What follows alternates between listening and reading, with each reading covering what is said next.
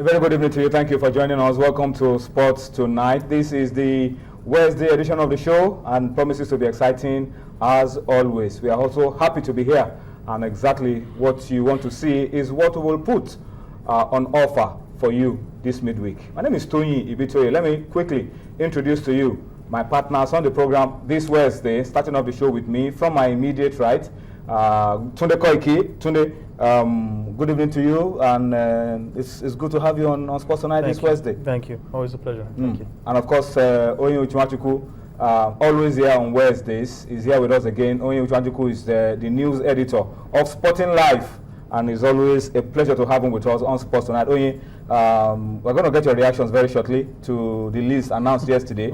But will give us a different news angle to it. Oh, trust me. As the news I spoke earlier. Yeah, some interesting angle to it. So we'll take Oyin's thoughts on that as we go on. But Oyin, good to have you all the same. Yeah, thank you very much. On Sports Tonight this Wednesday. Thank you very much. I was looking out for you during the Okpukpe race. I was, you know, VIP race. I was squinting. The governor won the VIP race. Governor Adasoshiomhole won the VIP race. He was in the VIP race. Okay, The governor won the VIP race. It was not on TV. It wasn't on TV. Okay, so that's the race. That's why you didn't see me. All right.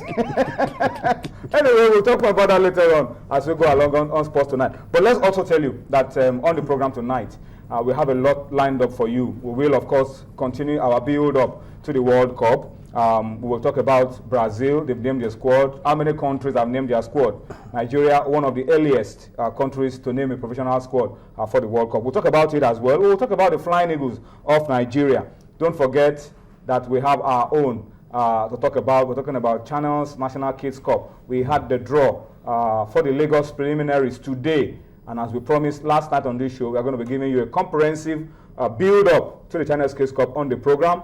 Dumnodio Konta will be joining me later on the show. We'll take a look at the draws. We'll bring you the fixtures. We'll tell you where you can watch these games, how you can enjoy these games as we go along on Sports Tonight. Don't forget, Channels National Kids Cup keeps getting better year after year. So stay tuned. For those of you who have been asking questions on Twitter, on different platforms, you want to know more about Channels Kids Cup, the Lagos preliminaries will start, and then we'll have the national finals, and the draws for the Lagos preliminaries were made today. So stay tuned. You will catch all of the details on Sports Tonight as we go along. We will also, on the program tonight, talk about match day 11 of the Globe Premier League. Midweek matches were played today. Exciting results. Plenty of goals to talk about, particularly in Benin. It rained goals aplenty. One of the best games you will ever see in the Globe Premier League by SI against Rangers. Produced 7-goal thriller. We have the highlights for you, courtesy of Super Sport. We'll get it to you on the program tonight. We'll talk about it.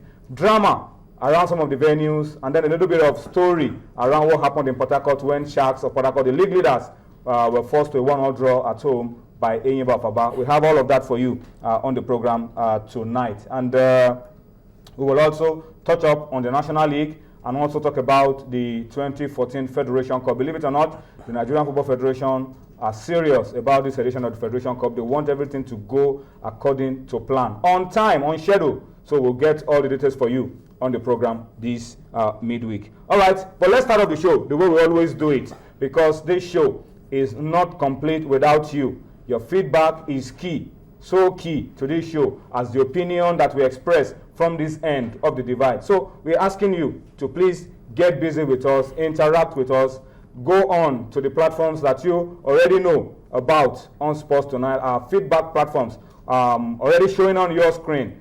Give us your opinion to the issues as we raise them on the program tonight through those platforms. We have an outstanding issue that we carried over from yesterday, the 30-man list of Coach Stephen Keshi. Talk to us about it, and probably we'll have to go back to some of your messages from yesterday to see what you guys were saying about the list. But please go on, talk to us about it.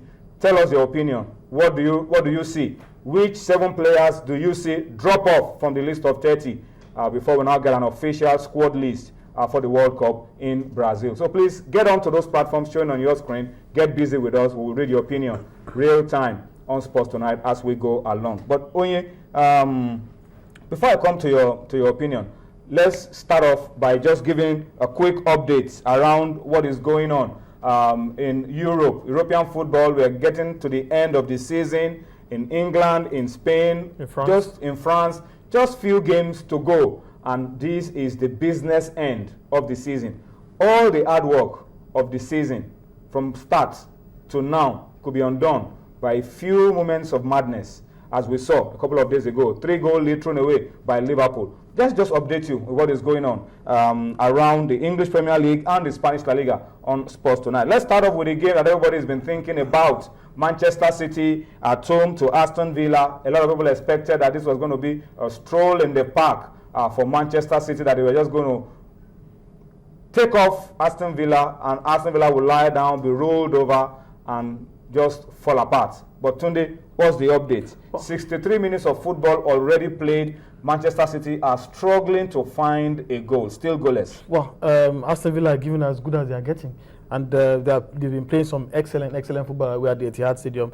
We've talked about how Aston Villa, they're a difficult team to play away from home. At home, they don't really get their results, but away from home, they seem to play without pressure. They like to play on the counter-attack, despite the fact that they are missing the likes of Gabriel Ogbonlaho and, of course, top scorer Christian Benteke. They've still managed to string together some decent results on the road. And right now, they are really playing a very fine game against Manchester City. They're not overawed by their opponents or their surroundings, but they're giving, like I said, as good as they're getting. And if it stays this way, it just puts everything back into the balance again. The calculations are now being withdrawn, and the permutations also, and the abacus and calculators come out as quickly as possible again. All right, so as we speak, Manchester City still 0-0 with Aston Villa. That's the result from the Etihad. But Sunderland are doing the business. Remember, Sunderland went to United over the weekend, got a win that almost has guaranteed that they will be playing Premier League football next season. But they are doing the business at home. They are already 2-0 up over West Bromwich Albion. 2-0 up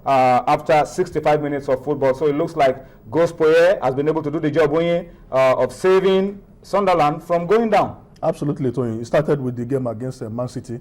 They were 2-0 up in that game, and Man City had to make a spirited effort to equalize. They also went to Chelsea, inflicted that defeat on Chelsea. And they have not Mourinho's record of not losing a game at home. Absolutely. And they have as not Chelsea manager. Also beat Manchester United at the Old Trafford. It's like they use the big teams, to revive, to remain in the Premier League. And, I mean, the guy deserves to be in the Premier League, judging from what he has done in the last 4-5 games. 66 minutes played. Jack Colback at the 13th minute, Fabio Borini in the 31st minute as well. So it's looking really good for Sunderland right now. Well, good news for Manchester City. Good news for Manchester City. I think now the breakthrough has come for City. This is the goal they've been waiting for. And Tunde, looks like at last City have a goal. It's Manchester City 1, Aston Villa 0 after 65.